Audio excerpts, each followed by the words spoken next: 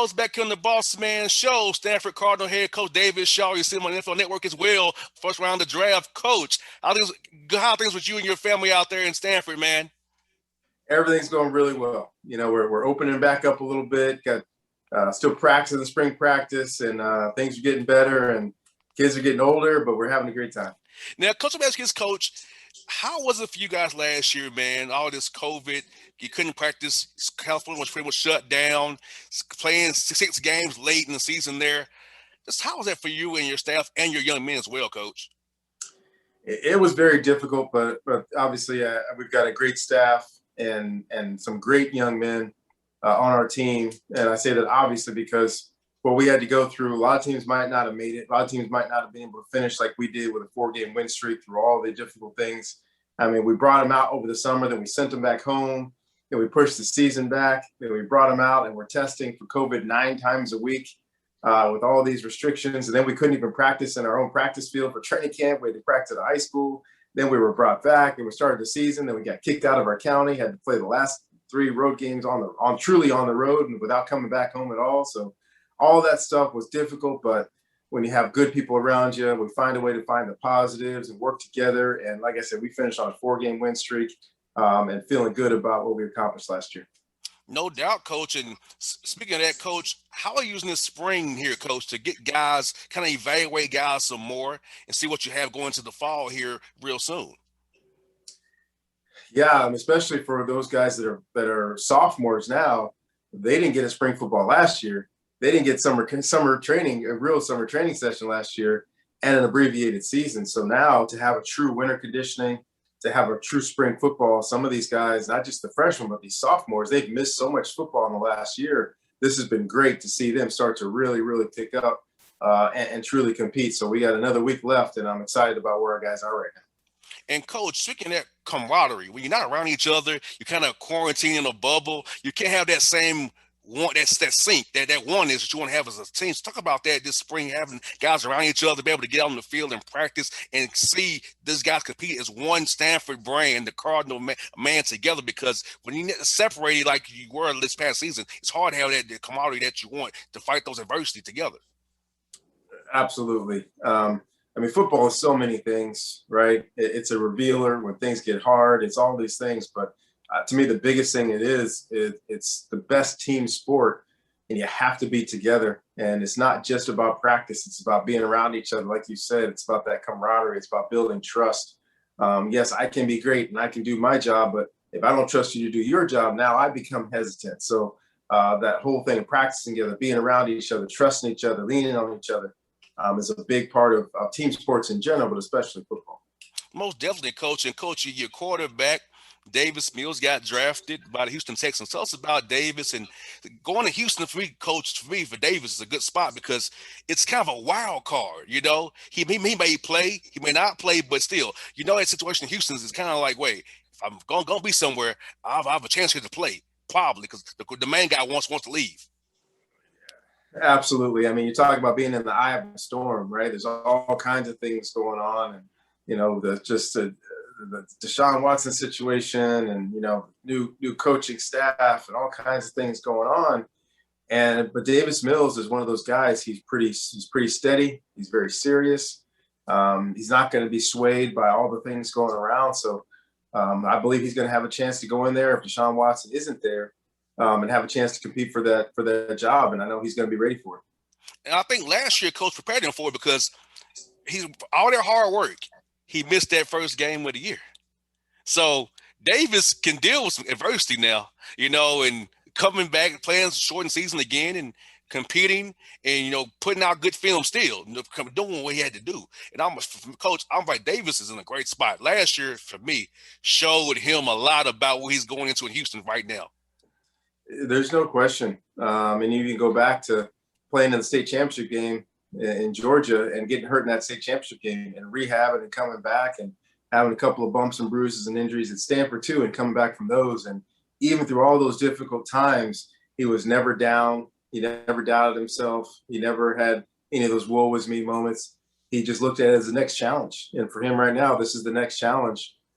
Going into Houston, learning the offense, getting a chance to compete. and show what he has the God-given ability to do. And coach, we Falcons drafted one of the players, Drew Dahlman, here in Atlanta. So tell us about this lineman here. He's going to help protect Matty Ice and give Julio and Kyle Pitts some time to get out down the field, hopefully there. Absolutely, absolutely. I think Drew's going to be great. Excuse me. He's in the mold of an Alex Mack, right? Where Alex Mack may be a Hall of Famer. I'm not saying he's going to the Hall of Fame, but that guy that's maybe a little bit undersized, and you worry about all those things until you see him play. And the film is outstanding. He is explosive. He is fast. He is physical. I thought for the last 2 years he was the best center in our conference. And I think everybody finally saw it this year that he was the all conference center. And he's got a chance to play at the next level. Great in the zone schemes, which I know Atlanta does a great job of. And at the same time, really good in pass protection. So hopefully it won't be too long till you see him out there. Now, coach, did you think the Falcons should have drafted a quarterback or go with Kyle Pitts? Because I'm thinking of Pitts with Ridley and Julio. You got to pick who you're going to double. Somebody's going to be one-on-one on that backside. It's just so – I feel like it's good, but Matt is getting a little older. So do you find his backup, hopefully will never be a forever again, or do you go with a explosive guy like Kyle Pitts who can kind of play that Antonio Gates, Jimmy Graham role there? So I'm a football coach, and I was an NFL coach, and I always say, you think 1 year at a time as a coach. You don't think about the future. You got Matty Ice for hopefully a couple more years. Hey, give him some more weapons. I thought what he did on the field last year at his age was still phenomenal. And now give him somebody that is just a beast. And I don't know about once in a lifetime, once in a generation. I don't know about that stuff. But I do know, to me, he was Kyle Pitts, one of the top 2 players in this year's draft. And if you don't need a quarterback and you got this guy there staring you in the face, you got to take him. And I think to be 6'5.5" or whatever he was and 240 something pounds and run a 4.40, I mean, that's just scary stuff. That's scary stuff. So I think the whole stadium's going to be excited every single game because you got 3 guys out there and a borderline Hall of Fame quarterback with some really that's a perennial Pro Bowl quarterback. You give them those kind of weapons, you're going to have a lot of fun. Yeah, and I can only imagine safeties, linebackers having to think about guarding Mr. Pitts or putting a nickel on him. He's any way you put him, coach, matchup nightmare. Matchup nightmares, and I'm not calling plays there, but if I was, man, those 4 verticals going to look good every single week. Yes, indeed, coach. I'm with you there, man. I'm with you there because Atlanta, we can put up points, coach. We got to stop somebody in the fourth quarter. That's our biggest thing. I hope Dean Pease. I love his scheme, coach. His disguises. It looks like it's going to be all out blitz backs, drops out in the cover 2, cover 3, or cover 4. So I love his schemes. Sending them blitzes going to come off the edge. And I'm hoping Mr. Fowler and Grady, Jerry, and those guys can cause trouble and get us back going in the South there, coach. Absolutely. Like I said, I like their scheme too, and I think they've got the personnel. If they can stay healthy, they got a chance to make some hay. And, Coach, you have 5 guys drafted, including Davis and Drew, 3 other guys, and 5 undrafted free agents. Tell us about how happy you are to see 10 of your young men be on NFL rosters right now. And let's talk about the standard of Stanford Cardinal in the NFL, how you guys coach by, you've been in the NFL, set them up for success on the next level there. Absolutely. And we try to convince guys in the recruiting process that our place is special. I think it's the only place in America where you can get not just a top 10, but a top 7, top 5 education in America and have a chance to go to the NFL. And we lead the Pac-12 in NFL attendees or people on NFL teams, which a lot of people don't know about that, right? They think, it's got to be USC or UCLA or Washington. No, it's Stanford. We got the most guys in the NFL in our conference. And we're having them walk away with outstanding degrees. Of those 10 guys, I believe 8 of those guys have their Stanford degrees. So we're not putting out guys that haven't even graduated. These guys have graduated, and they're ready for the NFL, and they're ready for life. Most definitely, Coach. Let me ask you this, man. You work for the NFL Network on the first round. And let me ask you about how was that process for you preparing for the draft, scouting all these guys to get ready to be on stage with Rich and Charles Davis and Daniel Jeremiah and those guys? How was that process for you, Coach? And how fun is it for you to do that every year? It's a lot of fun. Thankfully, they take care of me, right? I don't have everything on my plate like those guys do. Those guys are professionals. I just do. I study a couple of guys a day. You know, for the month leading up to it, 2 or 3 a day. Make my notes. I talk to Daniel Jeremiah a lot about what he sees, and he and I work together at the Baltimore Ravens, so we know each other really well. Charles Davis actually worked at Stanford when I was a Stanford student, so Oh I've known these wow. two guys for a long time. And Rich is the best in the business, so it's really easy for me whenever I'm going to talk about a guy. I know I only have 15, maybe 30 seconds tops, so I have a couple of points on each guy that's going in the first round, and it's really just a blast. All these NFL cities have really shown out over the last couple of years. I'm excited about Vegas next year. I know they're going to go crazy at Vegas next year. So hopefully we won't have to wear masks. Hopefully we can be all together. But that should be a lot of fun. Well, I was in Nashville. It was fun for me in Nashville, Coach. I enjoyed Nashville a lot. The barbecue, because Coach, I went to school there at Tennessee State, so I know it very well. So it's like a home game for me. Good driving up to Nashville. It was really fun. How's that barbecue smell, Coach, out on Broadway? How fun was that for you guys, man? Well, there's pretty much a consensus that Nashville kind of set the bar a couple of years ago.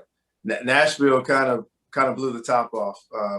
Just the whole street, and I probably had barbecue twice a day for like 3 days, and it was awesome. It was awesome, and even to have that many people and that quarantine kind of an area, not quarantine, but sectioned off area, no problems, no fights. Everybody was in a great mood. I mean, it was just an outstanding weekend there in Tennessee.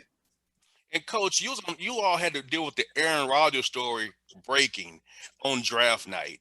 And Coach, for me, I feel bad for young men who this is like their biggest moment in their lives, right? And it's overshadowed by Aaron Rodgers news. But Coach, this is how I feel, Coach. When you draft Jordan Love with a 1 and a 4 for Jordan Love, when you give a quarterback like Aaron Rodgers, you should know it's gonna go south eventually, Coach. Aaron Rod's A-Rod, man. Help give this guy some weapons with Devontae Adams and Tunyon and those guys. Don't get him a backup when the guy's still at the top of his game, Coach. Yeah, I think that's kind of the conversation, right? Because we just had it about Atlanta with Matty Ice, and you have to prepare for the future, but kind of like what Atlanta did. Well, let's prepare for the future a little bit later. Let's give this guy some more weapons so we can be great. And once again, so many things are just about relationships, right? It's not just about what they do and contract status and all those things. It's really about having an open dialogue between a Hall of Fame player and one of the best organizations in sports. Just being able to get back on the same page. Hopefully they can rectify everything and go back out, because he was awesome last year. And we know if he stays there and they do have some weapons there, hopefully he'll be awesome again and be that Hall of Fame player that we know that he's capable of being. And Coach, I was glad that Lance went to San Francisco because I think Kyle's system, the outside zone system for Trey Lance, I think it'll be good for him. I'm like, Mac Jones is like, you kind of know who he kind of is, but I feel like Trey Lance could be something beyond Mac Jones. I'm like, Kyle Shanahan he shocked me, but I'm glad he took Trey Lance because I feel like that system that Kyle runs, Coach, the run game is really great. But off that play action pass, the run game with his speed going off the back end on the bootlegs, I love Trey Lance and his system, Coach. I love it. Yeah, I think it's a great fit. And especially since they have Jimmy G. Once again, here's another place that has an entrenched quarterback. And Trey was probably maybe the highest ceiling of the group, but also the most raw of that top group. So he's going to take a little bit of time. So it's just the perfect situation that Jimmy knows he's the guy. He's the starter. He took him to the Super Bowl a couple of years ago. Now Trey's coming in, and I would love to see Trey kind of play some kind of a role in each game plan, much like the New Orleans Saints did with their young athletic slash quarterback. That would be great because I do think eventually he's going to be a perfect fit. But the Niners got a lot of weapons, and they just added another one that can come in and really affect the game as a runner and as a passer. And Coach, I was shocked that Justin Fields went to the Bears because the Bears are kind of that year where Matt Nagy and Mr. Pace have to win this year. You go up there, make that bold move for Mr. Fields, our Georgia guy, got a Kennesaw there. I'm like, okay, hey man, that's security here. Oh, he's gonna play real soon because QB1, it won't be QB1 very long, Coach. If you ask me. Yeah, that was fun, but I'm excited for those guys. I think they've done a good job in Chicago. I mean, everybody was down on them last year. They had a losing streak in the middle of the year, and they finished really, really strong and made the playoffs. And I give that staff a lot of credit. And they had a chance to get a guy that may be a difference maker at quarterback, and they were able to move up and get him. And now, people forget too, Matt Nagy was the offense coordinator of the Kansas City Chiefs when they took Patrick Mahomes. And I'm sure he's looking at Fields and saying, man, we could have a similar thing here where if we can splice this guy in a little bit and get him ready, now we have a guy that can throw the long ball. He doesn't turn the ball over. He's extremely athletic. He's very accomplished and has a great mentality and great leader. Man, now he might be QB1 sooner than later, but I think it was a great move and good for the franchise. And I'm excited to see that young man play. Two more for you, Coach. The Pac-12 coach is the new commissioner now, Coach. Tell us about George and what's his vision for your conference going forward. That's the question, isn't it? I have no idea. I haven't met him yet. But I'm curious to see what happens on our conference. We got a big TV contract that's about to be up, and I mean that's really where it is for our conference to really close the gap between where we are and where the other conferences are as far as their ability to have these TV contracts, not just the monetary value, but the measure of control. Like our last TV contract gave most of the control to the TV to the TV decision makers, and we're playing a lot of games at 7:30 at night, 8 o'clock at night on the West Coast, and people on the East Coast are falling asleep at halftime. So hopefully we can have some more balance to our schedule, as well as have a better financial intake like the rest of the schools in the Big Five conferences. And Coach, last one for you. During the quarantine, Coach, what was your favorite hobby with your family, your wife, and your children during the quarantine when you was kind of home to yourself? What was kind of your thing that you kind of picked up on, or you had all that time on your hands out there? Yeah, it was my wife's idea, and it was ended up being the best thing for us, which is we'd go on a sunset walk every evening after dinner. Just us getting out. I mean, you can only watch TV so long. You only be on your devices, your phones, your iPads for so long, and so once a day, without being able to see other people and do things together with other people, we would just go for a walk. We go for half hour, 45 minutes, sometimes an hour walk. Bring the dog, the kids play games and do stuff, and it was like a good release every day just to be outside and not be locked in that house together. Yeah, because Coach, you guys were really locked down in California. Here in Georgia, it was like wide open after 3 weeks. So it's like you guys were really shut down out there, Coach. COVID, what? In Georgia? We don't believe in COVID in Georgia, obviously. That's funny. Coach, thank you for your time today, Coach. We'll do this again with you real soon. Be blessed, Coach. I enjoy your work on the Info Network. I enjoy watching your team play. You guys always play well and represent Stanford in the utmost fashion, Coach. Thank you again for coming on the show. I'll do this again with you real soon, Coach. Sounds good. Good talking to you. Coach, be blessed now. All right. Take care. All right. Bye now.